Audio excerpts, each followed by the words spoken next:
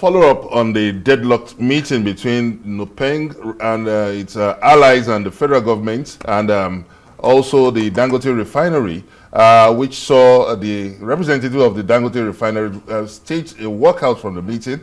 We have the president of Nupeng, that's the Nigerian Association of Petroleum and Natural Gas Workers, Mr. Williams AKPOREHA, live in a RISE studio. You're welcome on Daybreak. Thank you for having me here.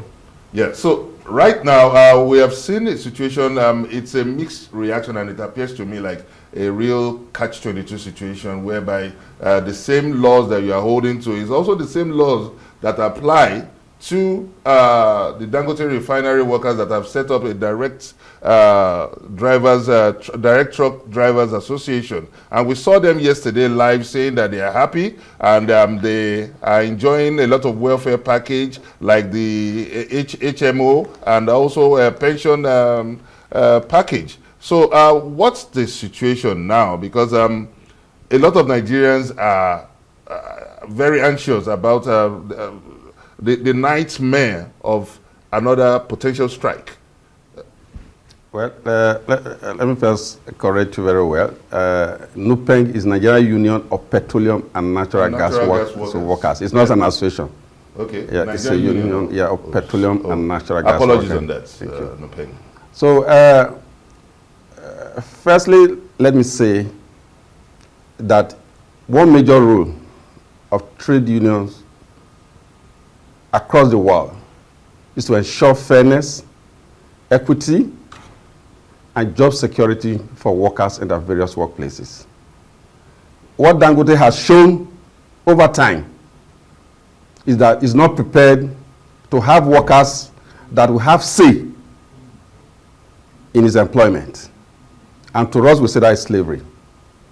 The DCTDA that you talked about were asked to leave the meeting yesterday because they are not known to law.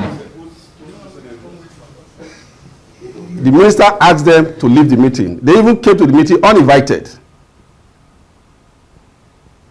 And they were told that they are not a lawful organization to organize workers in the oil and gas. And they were asked to leave the meeting. So the appropriate organization that should organize workers in the oil and gas sector, and Nupeng, Pegasan, and there's some other unions like, okay, since it's a petrochemical, you can have Nuflampe, you can also have CAMSA. Those are the unions that are supposed to be in that sector. But when we look at Section 1 of the Trade Union Congress, it empowers workers to freely join any union of their choice. And Section 40 also of still the same Trade Union Act protects workers from being compelled to join any union. But what we are saying now is like a narrative of you compelling the direct truck drivers to join the petroleum tankers. No, the labor laws are clear. On the unions, the workers are supposed to join, in this case, in the oil and gas sector. You can't go and join, for instance, radio and TV union because, you want to exercise the right of Section 40 of the Constitution. It's stated clearly. It's in the labor law. Let me come in at this point. I've got two questions that I'd like to table to you this morning. Okay. The first is that this is clearly a legal issue. Why are you not taking them to court? Why are you not taking them to the National Industrial Court of Nigeria? Why is the option strike? That's number one. Then number two, I'd like you to clarify, because you said that the Dangote refinery representative was not invited and he was asked to leave. However, reportage is saying that he staged a walkout. I want to know the conversation that happened at that moment that he left the meeting. Was he provoked? Was he, please just give us insight as flies on the wall in that room. The moment that Mr. Saidan Tata left that room, was he compelled to do so? Yeah, he felt that he cannot comply with the rules, or rather the laws of the land. Because he wanted his own bidding, to be carried out, by the ministry. The ministry actually are supposed to be, they give like oversight functions to both employers and employees on issue related to employers and employees. So if at that point the minister of the Federal Republic of Nigeria sat down, I was also explaining the laws, the regulations, and you as an investor, you said no, you are above that, that you have the way you want to run your business. And for Christ's sake, this is a sector where we have global players. We have Chevron, we have Total, we have Mobil. Today we have a local player which we all yearn for. We prayed for it, that we should have a local investor in the refinery. Mr. AKPOREHA, you're saying that Mr. Sayu Dantata said that his company is above the labor laws. If I heard you correctly, is that what you said? Of course, that's what he said. That's what he said. He said that Dangote refinery is above the labor laws. Definitely, that's what his behavior connoted.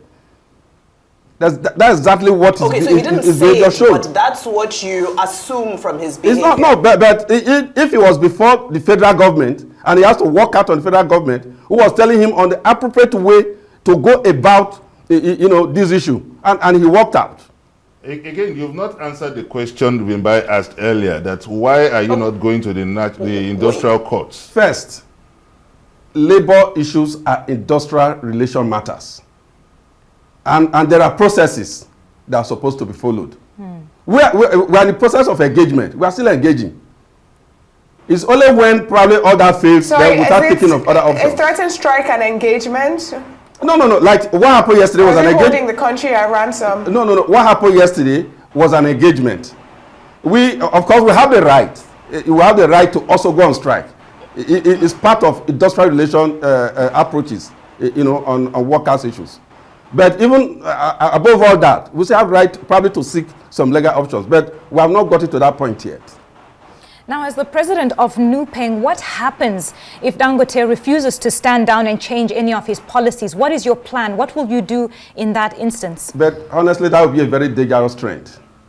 Why? How? For a local investor to prove that it's above the law. And what signal are we sending to the international communities? What signal are we sending to the Chevron, the Total, the Mobil of this world? That even in our country where they operate, we can also even follow our own laws. It's very dangerous. And that's why we ask every Nigerian to stand up at this point.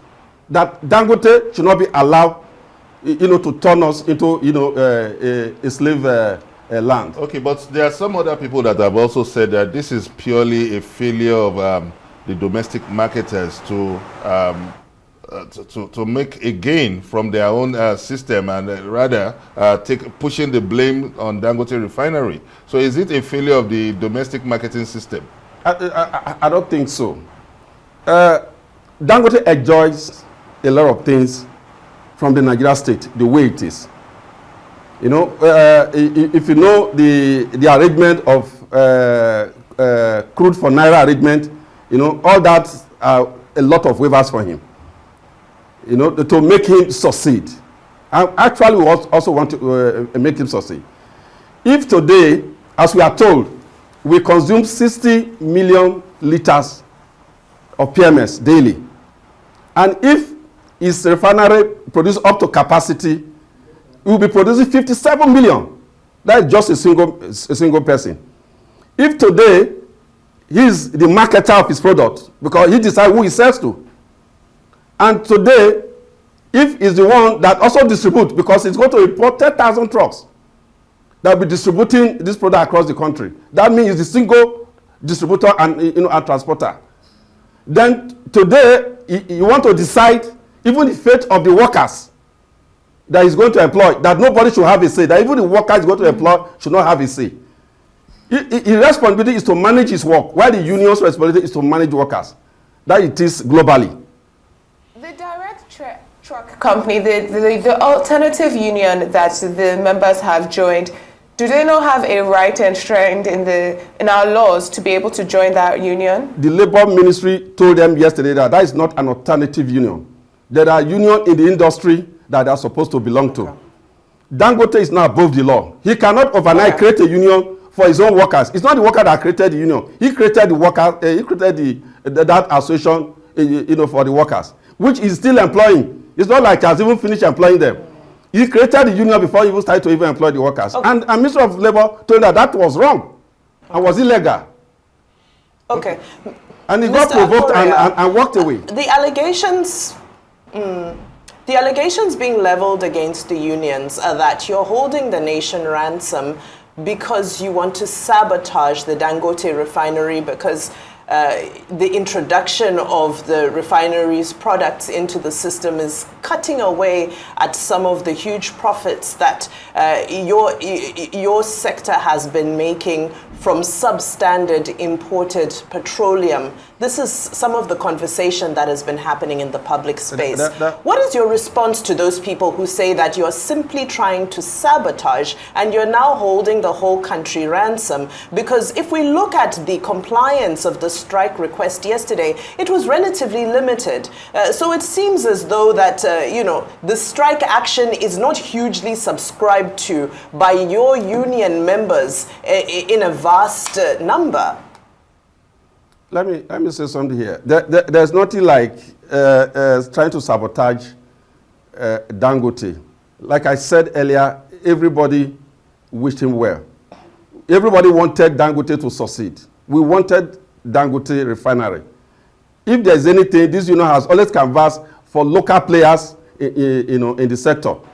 And when Dangote came, everybody, was happy and it was heralded.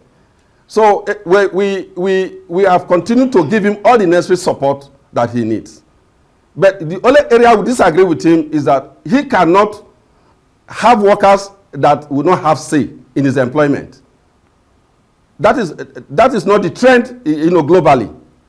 And even in this country today, our beloved president worked in the our beloved President Ahmed Bola Tinubu worked in the sector before, and he knows what happens in the sector. If it was companies like Dangote that workers will not have a say, I'm sure. Okay, let me just say the president knows what happens in that place. Let me not go beyond that. But again, our interest is not to sabotage local players, including Dangote. We want it to succeed, but it should play by the rules. So why are you not going to court so that this can become a legal precedent? I said labor issues are industrial relation issues. At any point, we will take the next step. But the National Industrial Court But we have a right, we also have a right, the right to strike, the right to go on industrial action, rather, is also our right. And is also one of the approaches, of agitation. Okay, Mr. Williams AKPOREHA, where is the Nigerian interest in all you're doing, and how can we find a middle ground to rescue this potential catastrophe that is looming because of the strike option that you are protecting? The Nigerian interest here is that we must have employers that are democratic in the sense that they have workers that will have say in their employment. We cannot have investors that are dictators. We cannot have employers that are slave drivers. If that happens, then even the next generation of workers, will not be productive. Yes. So you've spoken about calling Dangote a sort of slave driver. However, the drivers have come out to say that they're better paid working for Dangote than they are for other companies. What do you say to people who accuse Nupeng of threatening a strike because they want to get dues from these driver salaries? Unions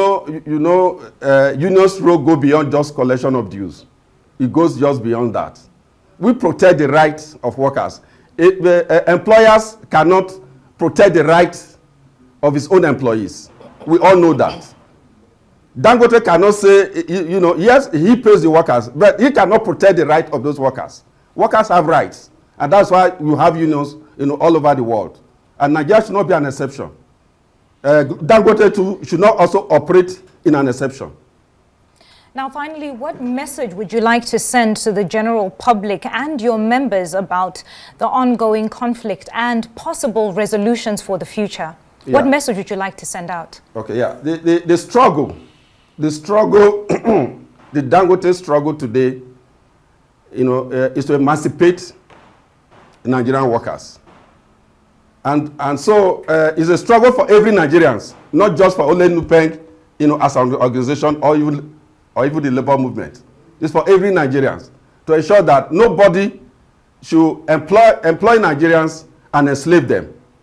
And so it should be a battle for every Nigerians to ensure that they stand up and tell just one man that you can't have it all.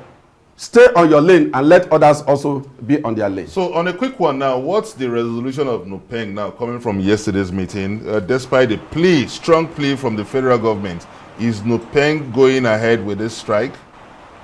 Well, as it is, we are still open to dialogue, we are still open to engagement. But discussions are also going on. So no strike yet? Sir? No strike yet, or is the strike already on? No, the strike is still on. We started the strike yesterday. Though there have been appeal that we should slow down on the strike. But honestly, we thought that, because actually under my leadership, strike has not been my thing. I rather engage more, and see how we can resolve issues. But we thought that yesterday's meeting would just be a one-day affair and we call off and everybody, go back. But what Dangote showed yesterday, should tell Nigerians that we are in for, a dictator investor, and we must stand up against that. So the strike continues anyway, but however, we are hopeful that a good reason will prevail and the issue will be resolved as quickly as possible. All right, Mr. Williams AKPOREHA, National President of the National Union of Petroleum and Natural Gas Workers. As you have said, the strike continues.